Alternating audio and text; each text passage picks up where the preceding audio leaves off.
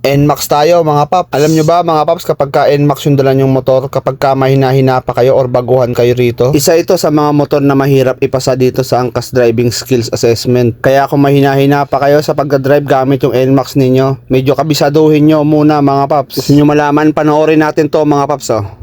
So ito panoorin nyo paano siya nag-drive skills.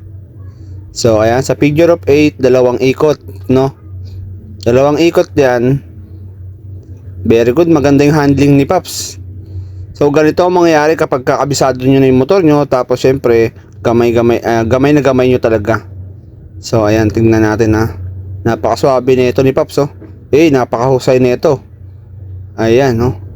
Kitang kita nyo naman kung gaano niya kakabisado yung motor niya. Ganyan ang mangyayari mga Paps pag kakabisado nyo rin yung motor. Tapos ang ganda rito ng clearance na ginagamit niya oh. Talagang liko talaga na todo. Talagang nilalawakan niya yung yung kanyang pagliko.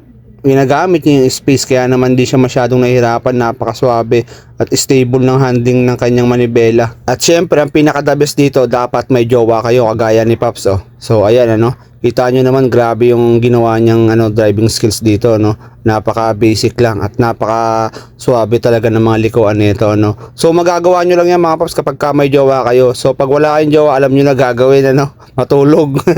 Kawawa.